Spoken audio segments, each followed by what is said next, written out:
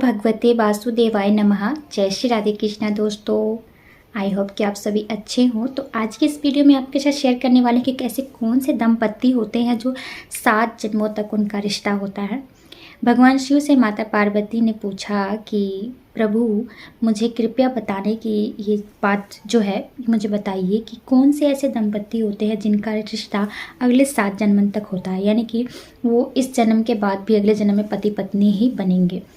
शिव जी ने कहा, ध्यान से सुनिएगा गौरा, आज जो हम आपको कहानी के माध्यम से सुनाएंगे कि ऐसे कौन से दंपत्ति होते हैं जिनका 7 जन्मों तक रिश्ता बना रहता है।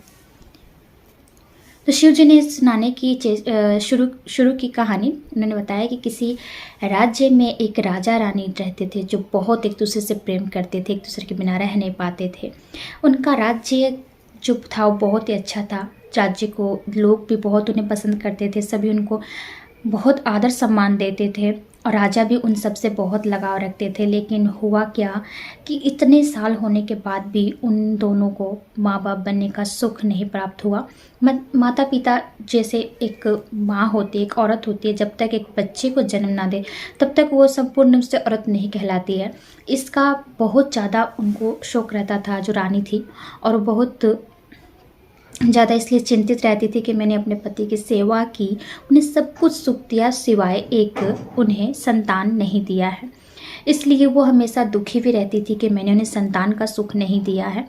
धीरे धीरे ऐसे ही समय बीतता गया। एक दिन रानी को ये चीज़ का एहसास हुआ कि उनको ऐसा लगा कि उनका अंतिम समय आ गया है। बहुत उम्र होने के बाद उन्होंने राजा से कहा कि राजा जी, मैंने आपकी सेवा की, आपको अपना भगवान माना है, सब कुछ दिया है, मुझे सिर्फ एक चीज़ का गम है कि मैंने आपको एक संतान नहीं दिया, संतान सुख नहीं दिया।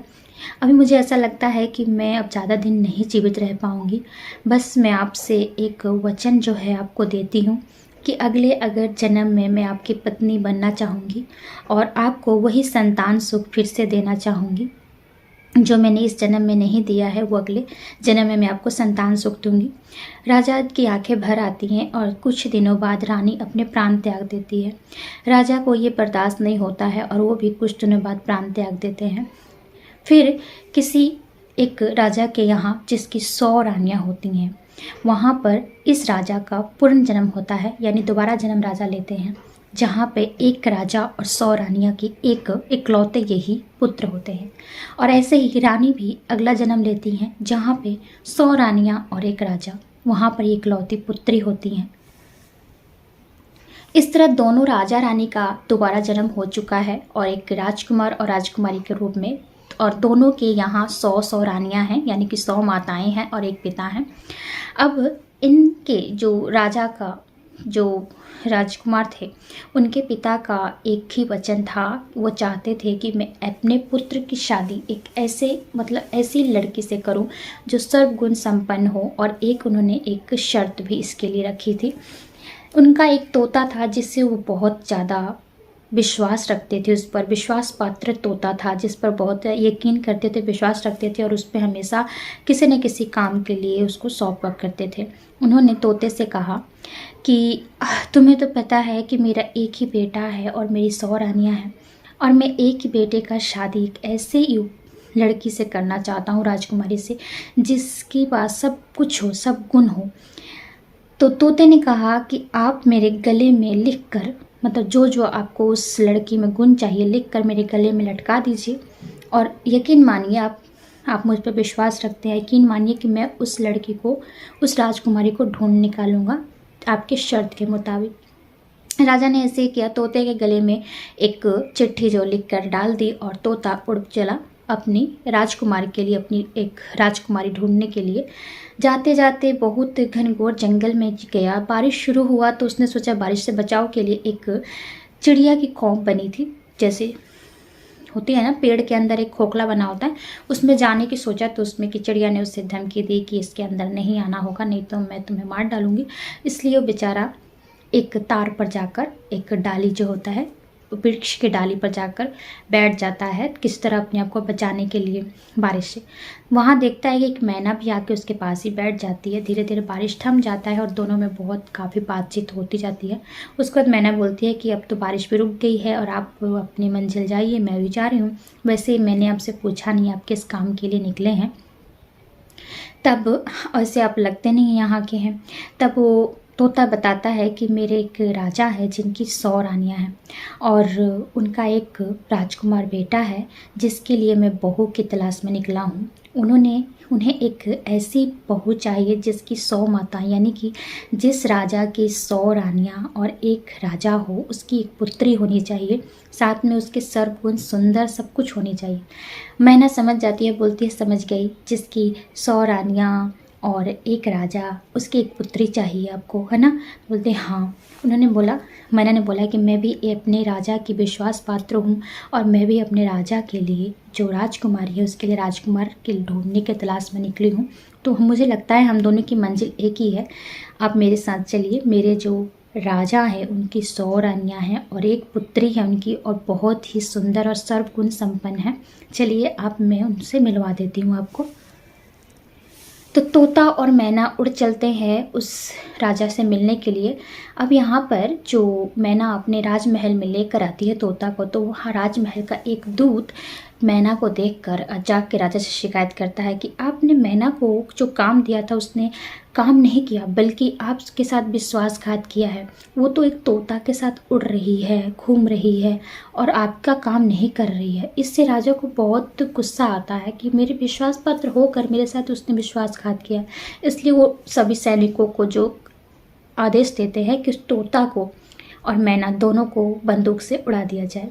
अब जैसे ही ये खबर मैना को पता चलती है, तोता को बताती है। अब तोता बोलता है कि जब तक मामला शांत नहीं हो जाता हम एक बगीचे में जाकर छुप जाते हैं। दोनों छुप जाते हैं। 2-3 दिन तक वो तोता और मैना की तलाश में लगते हैं, नहीं मिलता तो छोड़ देते हैं कि शायद वो कहीं चले गए हों। अब तोता और मैना देखते हैं कि जैसे ही शांत हो गया माहौल, दौड़ कर जाते हैं उड़कर, और राजा जहाँ राज सिंहासन पर बैठे होते हैं वहाँ पर राजा की एक तरफ तोता और दूसरी तरफ मैना बैठकर बोलते हैं कि आप हमें क्यों मरवाना चाहते थे? तो राजा ने बताया कि तुमने मेरा काम नहीं किया, तुम विश्वासघाती निकली, तुमने विश्वासघात किया मेरे साथ। तब मैना ने कहा आपके जितने सैनिक हैं मुझसे जलते हैं कि मैं आपके विश्वास पात्र हूँ और आप मुझे हर काम देते हैं, इसीलिए उन्होंने झूठ बोला आपसे कि मैंने आपका काम नहीं किया। मैंने आपका काम ही करने के लिए निकली थी। इनसे मिलिए, ये तोता जो अपने राजा के विश्वास पात्र है, जैसे मैं आपकी हूँ और मैं काम निकले हैं लेकर, और इनकी ही जो राजकुमार है वो रिश्ता इनके आपकी पुत्री के लिए सही है। इनके यहाँ भी 100 रानियाँ हैं और एक राजा जिनका एक राजकुमार बेटा है, और वो सब कुछ उसके पास है जो आपको चाहिए। राजा ने जब सुना ये चीज़ तो खुश हो गए कि मेरी पुत्री के लिए वो वर मिल गया, और उन्होंने देखा कि गले में लटका हुआ जो है चिट्ठी निकाली, उसमें एक राजकुमार की तस्वीर थी। वो तस्वीर लेकर रानियों को कहते हैं, 100 रानियों को ये रानियों को देते हैं कि ले जाइए और देखिए पसंद आ रहा है कि नहीं हमारे राजकुमारी के लिए लड़का जो तस्वीर आया है। अब रानी जो होती हैं उनको तो बहुत पसंद आता है, वो राजकुमारी को जाकर देती है। राजकुमारी को इतना ज़्यादा वो तस्वीर पसंद आता है कि वो अपने पास ही रख लेती हैं। तब राजा पूछते हैं कि क्या रिश्ता फाइनल हम समझें? तो रानियाँ बोलती हैं राजकुमारी को रिश्ता पसंद है। अब इधर से राजा को रिश्ता पसंद आ जाता है, इसलिए तोता अब अपने देश चलता है, अपने राजमहल में ये खबर पहुंचाने के लिए अपने राजा को कि आपके लिए जो बहू हमने ढूंढ ली है। इधर से इस राजा ने एक चिट्ठी में सभी राजकुमारी के गुण और तस्वीर भिजवा देते हैं। उधर राजा को ले जाकर वो दे देता है और बता देता है कि आपके योग्य जैसा आप बहू चाहते थे वैसा मिल गई है, और ये है उसकी तस्वीर। राजा ने सब देख लिया, तस्वीर बहुत सुंदर लड़की की पसंद आ गई। तब रानियों को देते हैं कि रानी ये लीजिए, आप लोग देखिए आपकी बहू कैसी है। सब रानियों को बहुत पसंद आती है लड़की, और साथ में राजा के लड़के राजकुमार को इतनी ज़्यादा, जैसे राजकुमारी को पसंद आता है जैसे राजकुमार को पसंद आता है, और वो भी तस्वीर अपने पास लेकर बैठ जाता है, यानी कि उसको देता नहीं है। धीरे धीरे रिश्ता जो है पक्का हो जाता है। अब दोनों राजाओं एक दूसरे से बातचीत हो जाती है संदेश के द्वारा। पहले तो संदेश के द्वारा संदेश भेजा जाता था, दूत के यहाँ ये सब कुछ भेजा दिया गया। अब बात रहती है कि लड़के वाले के यहाँ से शगुन जाने की। तब तक पता चलता है, कुछ दिनों बाद ऐसा होता है कि राजकुमार के जो पिताजी, यानी कि राजकुमार जो लड़का होता है उसके पिताजी की तबीयत खराब होती है और उनकी मृत्यु हो जाती है। इसलिए विवाह को कुछ दिन टाल दिया जाता है। कुछ दिन बाद जब विवाह के समय फिर से निश्चित करने के बाद अब तोता पहले बोलता है कि राजकुमार को कि तुम्हें लेकर चलता हूँ, मैं उस राजकुमारी से मिलवा देता हूँ। इसलिए लेकर जाता है। घोड़े पर सवार राजकुमार निकल पड़ता है और तोता चलता है। अब तोता और राजकुमार एक बगीचे में ठहरते हैं। राजमहल से कुछ दूरी पर एक बगीचा होता है जो राजकुमारी का महल होता है, वहाँ ठहरते हैं।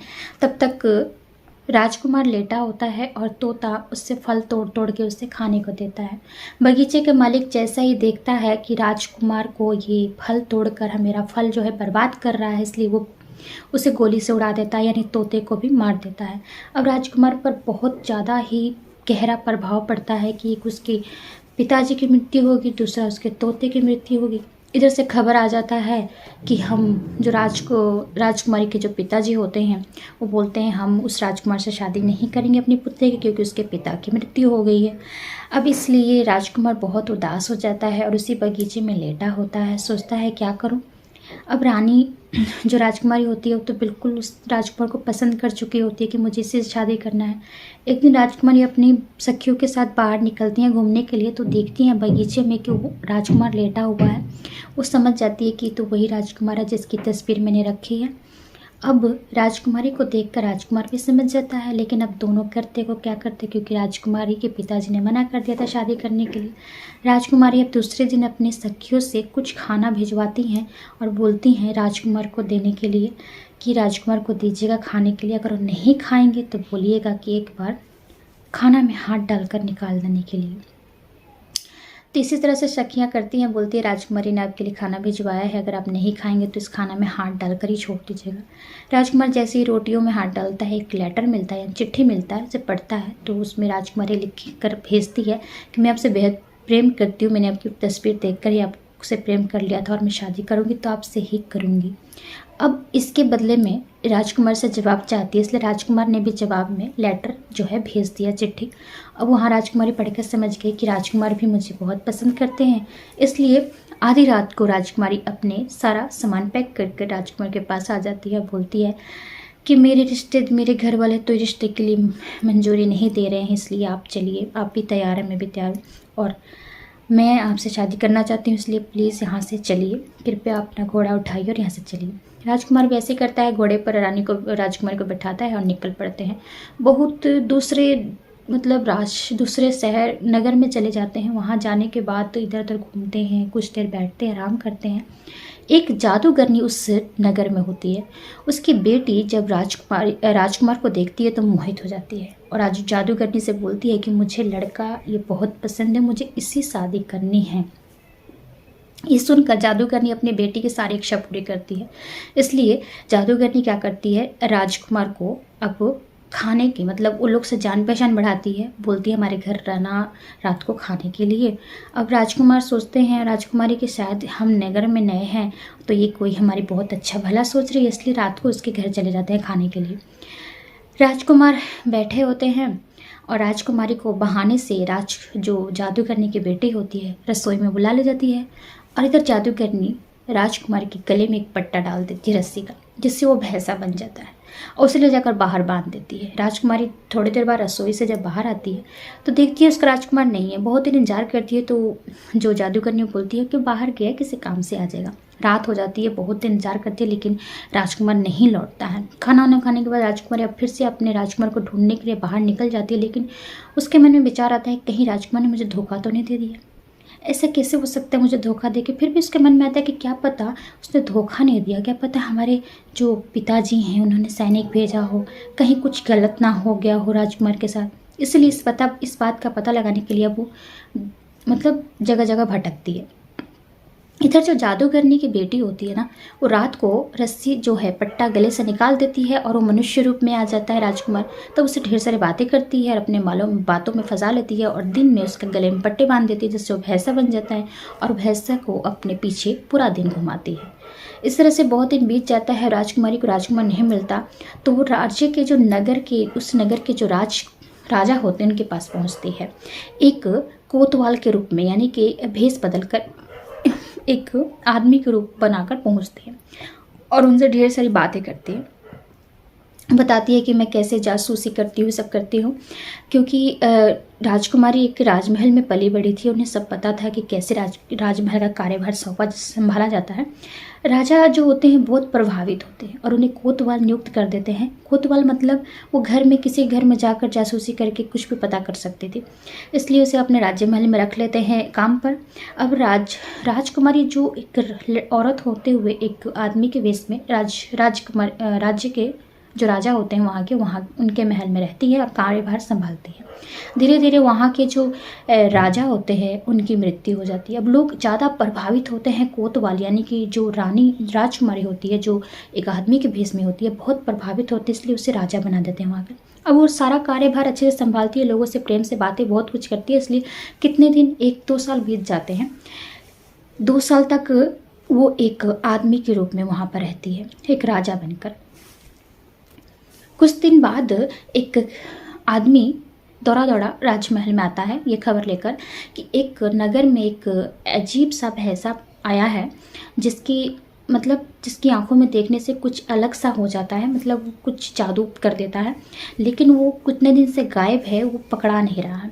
इसलिए अब इस बात का पता लगाने के लिए जो राजकुमार यानी राजा जो बने थे, जो राजकुमारी थी, उसने हुक्म दिया कि नगर के जितने भी भैंसा सबको पकड़ के लाया जाए, कि हम जानना चाहते हैं कि सब कैसा भैंसा है।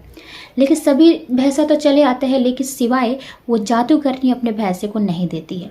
अब जादूगरी अपने भैंसों को नहीं देती है, तब ये बात बताया जाता है, तो जो कोतवाली राजा होते हैं वो बोलते हैं ज़बरदस्ती उस भैंसे को खींच कर लाया जाए। अब उस भैंसे को ज़बरदस्ती लाया जाता है। जैसे ही लाते हैं तो भैंसे के गले से गुस्से से जब खींचती है ना, जो राजकुमारी होती है, जो राजा बनी होती है, खींचती रस्सी, तो रस्सी टूट जाता है और वो राजकुमार में बदल जाता है। जैसे ही राजकुमार को देखती हो तो मतलब इतनी खुशी हमारी उछल पड़ती है, बोलती है आप यहाँ, और ये सब काम मुझे पता है कि जादूगरनी ने ही किया है, ज़रूर आप पर जादू करके इसने ऐसा कर दिया है। फिर वो सभी को बताती है, जो नगर के सब लोग होते हैं, कि मैं एक औरत हूँ और मैं इन्हीं की तलाश में मुझे ये ऐसा काम करना पड़ा, मैं आपसे क्षमा मांगती हूँ। अब आप लोग के हक में है कि क्या फैसला करेंगे। अब लोग इतना प्रभावित होते हैं कि एक औरत होकर हमारा राज्य कार्य इतना से संभाला था, इसलिए उन्होंने उस राजकुमार को राजा नियुक्त कर दिया और इसे रानी बना दिया। दोनों की शादी कर दी गई। अब जो जादूगरनी है उसे मृत्युदंड का सजा दे दिया गया और ये जो जादूगरनी की बेटी थी उसे कारागार में डाल दिया गया, क्योंकि उसने पिछले जन्म में अपने पति को झूठे अंजाम में कारागार में डलवा दिया था, जिससे उसकी मृत्यु हुई थी, इसलिए उसको इस जन्म में भी उसको कारागार में डलाया गया। अब ये दोनों पति पत्नी अच्छे से रहने लगे। जो पिछले जन्म में उसने वचन दिया था अपने पति से कि मैं आपसे अगले जन्म में मिलूंगी, और वो मिल भी जाती है, शादी भी होता है। धीरे धीरे एक दिन वो लोग एक जंगल में जाते हैं घूमने के लिए और एक पेड़ के नीचे बैठते हैं।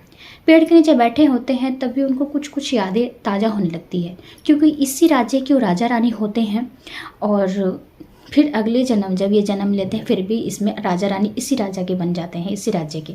तो उन्हें कुछ याद आता है कि हम तो पिछले जन्म में भी यहीं आकर बैठते थे। फिर उन्होंने पेड़ पर देखा, एक उन्होंने दिल बनाया हुआ था जिसमें उन्होंने अपना नाम लिखा था। धीरे धीरे रानी को सब कुछ याद आ जाता है, राजा को भी याद आता है। तो रानी बोलती है कि राजा मुझे सब कुछ याद आ गया है कि मैंने आपको वचन दिया था मरते समय कि मैं आपसे दोबारा जन्म लूँगी तो मिलूँगी और शादी करूँगी और साथ में आपको एक संतान का भी सुख दूँगी, और ये जन्म मैंने लिया है इसीलिए। कुछ दिनों बाद रानी गर्भवती होती है और एक सुंदर से बालक को जन्म देती है। तो रानी ने अपना सारा वचन पूरा किया और राजा ने भी वचन पूरा किया। तो ये दोनों फिर दोबारा अगले जन्म में मिले, पति पत्नी। पहले जन्म मरने के बाद दोनों ने एक दूसरे को वचन दिया और अगले जन्म में मिले। तो शिव शंकर जी ने बताया कि ऐसे कौन से जोड़े होते हैं जो अगले 7 जन्म तक एक दूसरे से मिलते हैं। वो जोड़े जिनमें आपसी प्रेम होता है, विश्वास होता है एक दूसरे पर, और एक दूसरे के बिना रह नहीं पाते हैं, वही जोड़े अगले जन्म में मिलते हैं। लेकिन देखिए यहाँ पर जो जादूगरनी की बेटी होती है अपने पति को धोखा देती है, उसको कारागार में डलाती है, इसलिए उसको कोई पति का सुख नहीं मिलता। वो फिर से अपने उसी जैसे उसने किया था वैसे उसको मिला। और राजा रानी जो एक दूसरे से बहुत प्रेम करती थी, उन्होंने वचन दिया था एक दूसरे को कि हम फिर से मिलेंगे, तो फिर से मिलते हैं और अपना सारा वचन पूरा करते हैं। आई होप कि आज की कहानी आप सबको पसंद आई होगी। तो ऐसी कहानी के लिए अगली वीडियो में चैनल को सब्सक्राइब कर दीजिएगा और वीडियो पसंद आए तो लाइक कर दीजिएगा। चलिए आपसे मिलती है अगली वीडियो में, तब तक के लिए धन्यवाद। राधे कृष्णा।